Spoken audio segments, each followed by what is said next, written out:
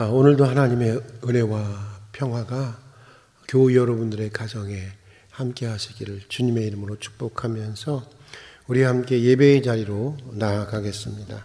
우리 찬송가 524장, 찬송가 524장 갈 길을 밝히 보이시니 함께 부르겠습니다. 524장입니다. 갈 길을 밝히 보이시니 주 앞에 빨리 나갑시다. 우리를 찾는 구주 예수 거둬라 하시네. 죄악 벗은 우리 영혼을 기뻐 뛰며 주를 보겠네. 하늘에 계신 주 예수를 영원히 섬기리. 우리를 오라 하시는 말 기쁘게 듣고 순종하세. 구주를 믿기 지체 말고 속속히 나가세. 죄악 벗은 우리 영혼을 기뻐 뛰며 주를 보겠네. 하늘에 계신 주 예수를 영원히 섬기리. 주 오늘 여기 계시오니 다 와서 주의 말씀 드세. 듣기도 하며 생각하니 참 진리시로다. 죄악 벗은 우리 영혼을 기뻐 뛰며 주를 보겠네. 하늘에 계신 주 예수를 영원히 섬기리. 아멘. 우리 오늘 우리에게 주시는 하나님의 말씀은 잠언 8장 12절부터 21절까지의 말씀입니다. 잠언 8장 12절부터 21절까지의 말씀입니다. 우리 구약성경 919페이지, 제가 가진 성경으로는 구약성경 910페이지 19페이지에 있습니다. 잠언 8장 12절부터 21절까지의 말씀, 우리 다 같이 봉독하도록 하겠습니다. 너희가 은을 받지 말고 나의 훈계를 받으며 정금보다 지식을 얻으라. 대저 지혜는 진주보다 나음으로 원하는 모든 것을 이에 비교할 수 없음이니라. 나 지혜는 명철로 주소를 삼으며 지식과 근신을 찾아 얻나니 여호와를 경외하는 것은 악을 미워하는 것이라. 나는 교만과 거만과 악한 행실과 패역한 입을 미워하느니라. 내게는 계략과 참 지식이 있으며 나는 명철이라. 내게 능력이 있으므로 나로 말미암아 왕들이 치리하며 반백들이 공의를 세우며 나로 말미암아 재상과 존귀한 자 곧 모든 의로운 재판관들이 다스르니라. 나를 사랑하는 자들이 나의 사랑을 입으며 나를 간절히 찾는 자가 나를 만날 것이니라. 부귀가 내게 있고 장구한 재물과 공의도 그러하니라. 내 열매는 금이나 정금보다 나으며 내 소득은 순은보다 나으니라. 나의 정의로운 길을 행하며 공의로운 길 가운데로 다니나니 이는 나를 사랑하는 자가 재물을 얻어서 그곳 간에 채우게 하려 함이니라. 아멘. 먼저 여러분의 가정에 주님의 평화가 함께하기를 기원합니다. 오늘 말씀은 지혜를 구성하는 요소와 지혜의 역할, 그리고 그 연장선상에서 지원의 출처, 지혜의 기원에 대해서 말씀하고 있습니다.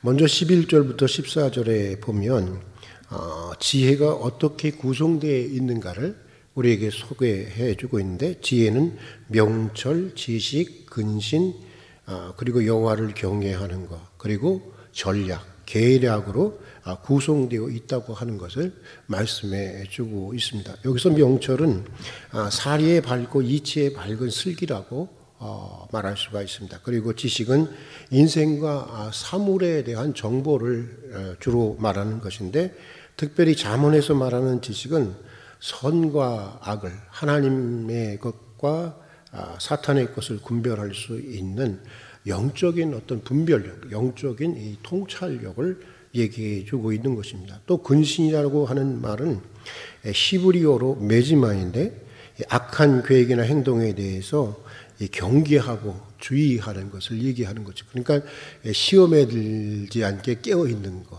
유혹에 빠지지 않도록 깨어 있는 그런 상태라고 볼 수가 있습니다.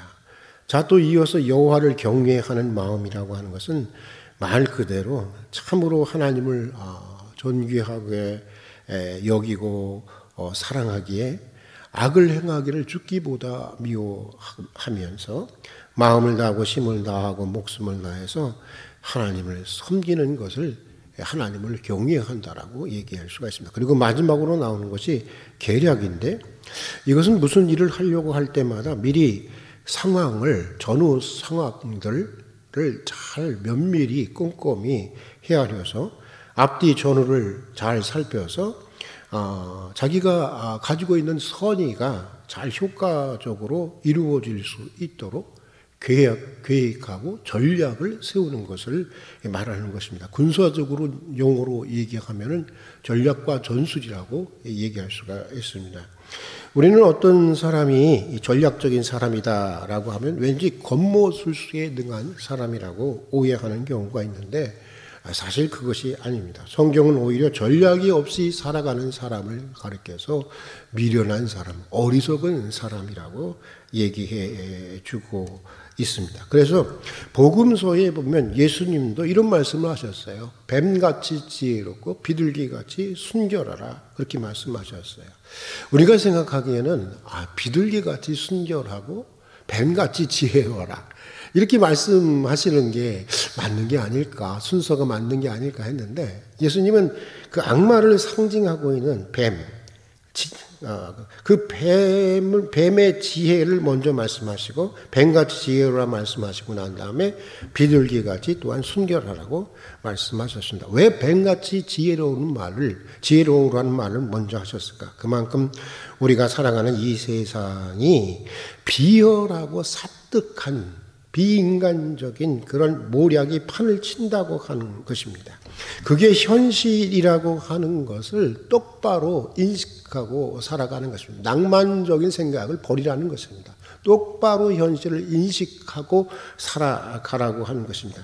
비둘기 같은 선의만 가지면 되겠지 하고 덤비면 매번 사기만 당하는 것입니다. 백전백패한다는 것입니다. 그러므로 사뜩한 모략의 현실 속에서도 자신의 선의를 효과적으로 관철시킬 수 있는 뱀 같은 지혜, 뱀 같은 치밀한 전략이 요구된다고 하는 것입니다. 그런데 가만 보면 예수 믿는 사람들 중에 특히 자기는 순수하다고 하는 그런 사람들 중에 제가 보기에는 굉장히 나이브하고 아직 이 세상을 잘 모르는 사람들 같은데, 예수 믿는 사람들 중에는 얼마나 믿음이 대단한지 자기는 계획하며 살지 않는다는 것입니다. 뭐 전략 같은 거 그런 거 순수하지 않게 그런 거 생각하지 않는다는 것입니다. 사람이 계획을 해봐야 얼마나 하겠냐는 것입니다. 자기는 다 하나님께 맡기며 산다고 합니다. 그러나 여러분, 이건 제대로 된 믿음이 아닙니다. 하나님께 우리가 맡긴다고 하는 것은 계획하지 말라는 얘기가 아닙니다. 전략을 세우지 말라는 얘기가 아닙니다.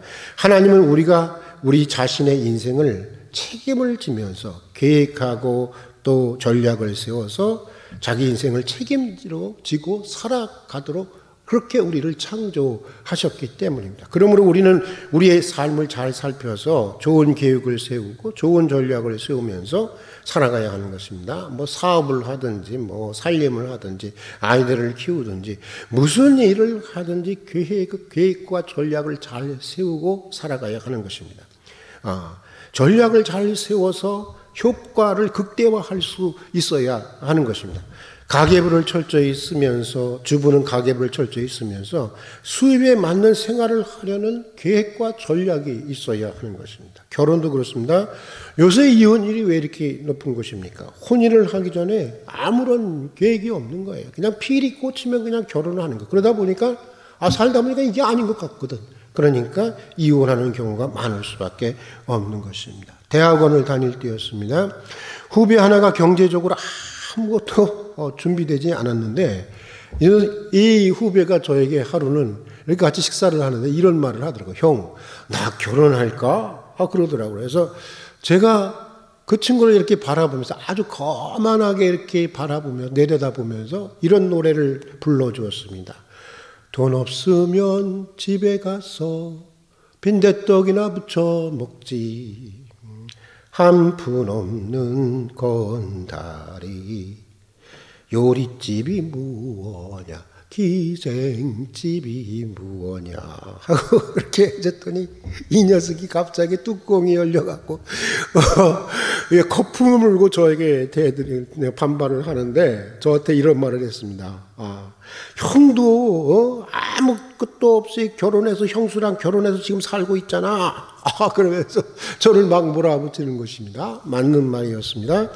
제가 한 가정의 가장으로서 아무것도 준비되지 않은 채 결혼을 했습니다. 그래서 그런 후배의 반발 앞에서 제가 다시 이런 말을 해주었습니다. 야, 임마. 그래, 맞아. 나 그렇게 했다. 근데 선배가 도둑놈이라고 해서 후배도 도둑놈이 돼야 되는 거냐?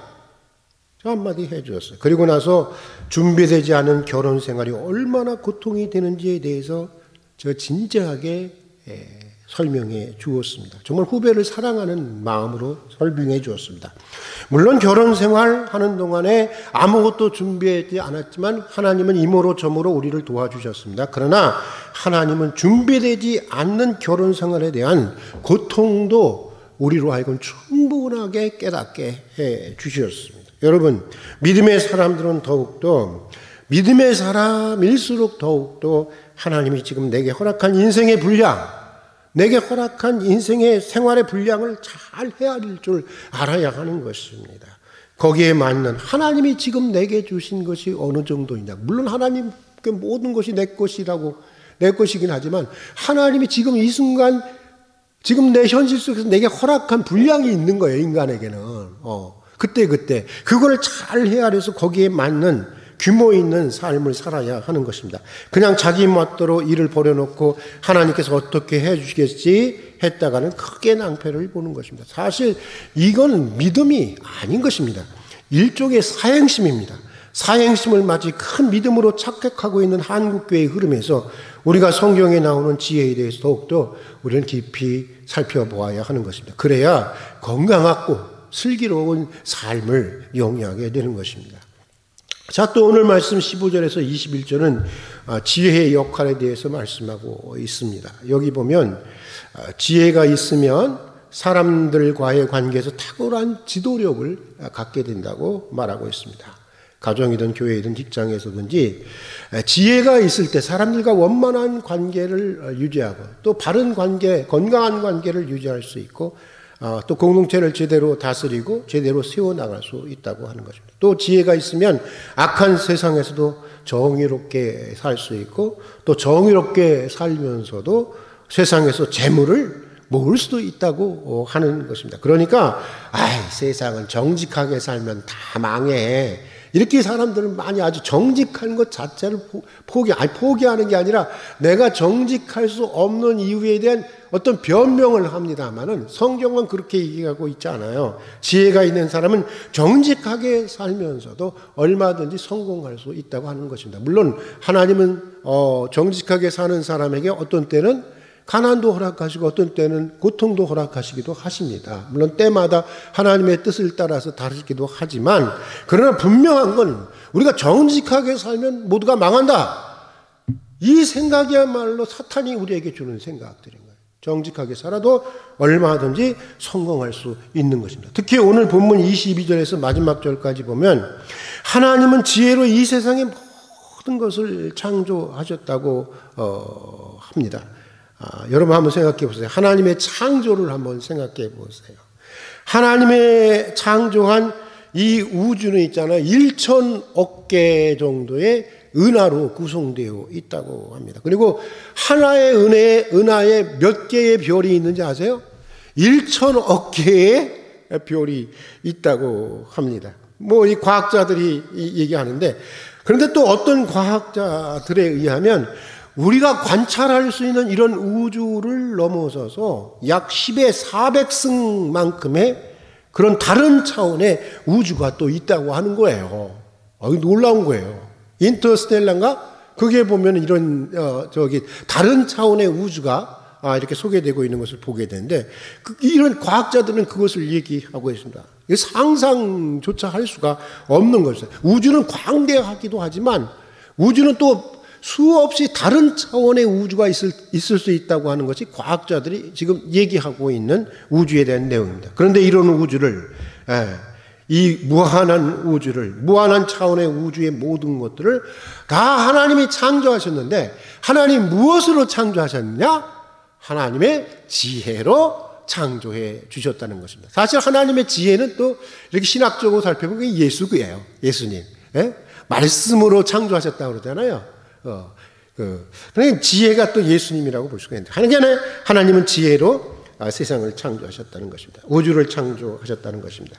그러면 오늘 말씀 17절에서 18절에 보면 지혜를 사랑하고, 무엇보다 지혜를 사랑하고 지혜를 간절히 찾으라고 하고 있습니다. 여기서 중요한 것은 간절히입니다. 여러분, 모든 것, 가장 귀한 것을 얻기 위해서는 우리는 간절하지 않으면 귀한 것을 만날 수 없어요. 귀한 것을 발견할 수도 없어요. 귀한 것을 가질 수도 없어요. 설령 가졌다고 해도 우리가 간절하지 않으면 그거 금방 잊어버리고 말아요. 간절한 것입니다. 복음서에 보면 예수님은 하나님 나라를 구하는 일을 이 보물 찾기에 비유하고 있는 것을 보게 됩니다. 마태복음 13장 44절에 보면 이 남의 밭을 임대해서 이렇게 그 밭을 이렇게 이렇게 도지를 받아서 농사를 짓는 농부가 어느 날 밭을 팔다가 어마어마한 보물을 발견한 것입니다. 농부는 그 후에 어떻게 합니까? 자신이 갖고 있는 모든 재물을 다 털어서 그 밭을 샀습니다. 하나님 나라라는 가장 좋은 보물을 얻기 위해서. 아마 제가 생각하기에는 자기가 가진 재산으로도 다 그걸 살 수가 없으니까 아마 여기저기서 아마 빚을 얻어다가 사지 않았을까? 그런 생각이 듭니다. 어쨌든 그 밭을 샀어요. 하나님 나라는 가장 좋은 보물을 구하기 위해 이 땅에서 가장 좋은 것으로 여겨지는 것을 다 동원해서라도 산다라고 하는 것입니다. 지혜를 얻기 위해서도 그래야 한다는 것입니다. 우리 인생을 걸고, 우리가 가지고 있는 모든 것을 걸어야 할 만큼, 그만큼 간절해야 지혜를 만날 수 있고 지혜를 찾을 수 있고 지혜를 내 것으로 할 수 있다고 하는 것입니다. 특히 사도 바울이 고백하고 있는 것처럼 예수 그리스도가 이 세상의 최고의 손이고 최고의 지혜라면 우리는 우리의 전부를 걸고 그의 말씀과 삶을 붙들어야 하는 겁니다. 내 것으로 삼아야 하는 거예요. 내 인생 모든 것을 내어주더라도 그리스도를 붙들어야 되는 거예요. 지혜의 원천이신 그리스도를 붙들고 살아야 하는 것입니다. 지혜를 붙들고 나면 나머지 모든 것들은 저절로 따라오는 거예요. 그런데 우리는 자꾸만 정말 중요한 거, 그걸 붙들면 나머지가 모두 따라오는 그것을 붙들려고 하지 않고 이상하게 그냥 그것이 아닌 다른 것들을 붙들려고 하고 그것이 아닌 다른 것을 구하려고 기도하고 그럴 때가 참 많이 있는 것을 보게 됩니다. 탈무드에 보면 지혜의 소중함을 일깨우는 이런 이야기가 있습니다. 아들이 먼 길을 떠나 있을 때 부자인 아버지가, 큰 부자인 재벌인 아버지가 이게 몸이 안 좋았어요. 그래서 내가 곧 죽겠구나. 그리고 유언을 남겼습니다. 어떤 유언을 남겼냐면 내 모든 재산은 우리 개똥이라고 합시다. 개똥이라고 하는 그 종에게 모두 넘겨준다. 다만 아들이 돌아왔을 때 아들은 내 재산 중에 오직 한 가지만을 가질 수 있다. 그리고는 아버지는 얼마 후에 죽었습니다.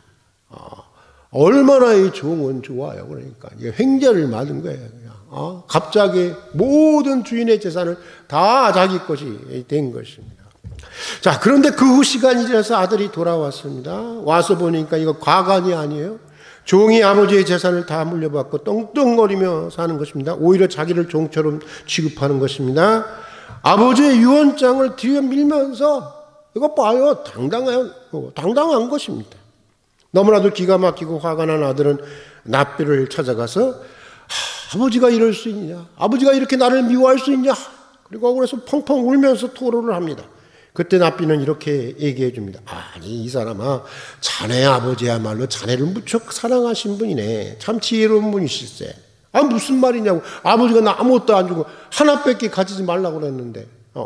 그랬더니 그 납비가 계속해서 하는 말이, 만약 말이야 자네가 그 먼 나라에 가 있는데 만약에 아버지가 돌아가시면서 그 종에게 재산을 물려준다고 하지 않고 자네에게 물려준다고 했다고 하면 그 사악한 종이 어떻게 했겠나?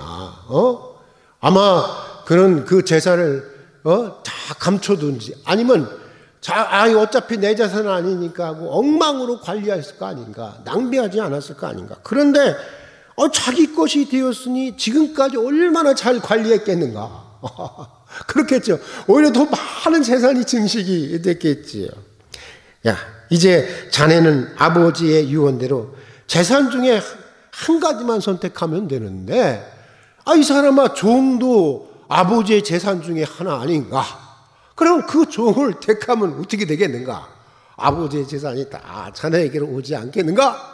이렇게 얘기해 주었다고 하는 것입니다. 정말 기가 막힌 지혜인 것입니다. 사랑하는 교우 여러분, 지혜를 바로 이런 것입니다. 지혜를 얻으면 나머지는 저절로 따라오는 것입니다. 지혜 있는 자는 무엇을 잡아야 할지를 아는 거예요. 인생에 있어서. 그것을 잡으면 모든 것이 따라오는, 그것을 추구하고 그것을 잡는, 그게 제일 중요한 게 뭘까요? 하나님이죠. 제일 중요한 게 뭐겠어요? 예수 그리스도 아니겠습니까? 그래서 오늘 잠언 32절부터 35절에 보면 잠언 지혜자는 이렇게 말씀하고 있습니다. 우리 다 같이 읽어보고 설교를 마치겠습니다. 같이 읽겠습니다. 아들들아, 이제 내게 들으라. 내 도를 지키는 자가 복이 있느니라. 훈계를 들어서 지혜를 얻으라. 그것을 버리지 말라.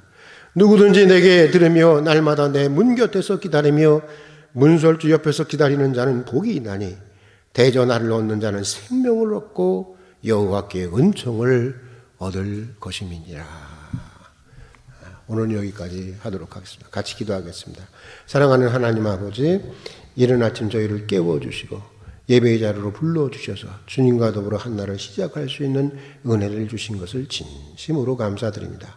오늘 주신 말씀대로 우리로 지혜의 사람이 되게 해주시옵소서. 명철과 지식과 근심과 여호와를 경외하는 마음과 모략의 은혜를 주시옵소서. 지혜를 간절히 찾고 구하고 지혜의 원천이신 그리스도를 붙들고 살아가게 해 주시옵소서. 예수님 이름으로 기도드립니다. 아멘. 주님 가르치신 기도로 예배를 마치겠습니다.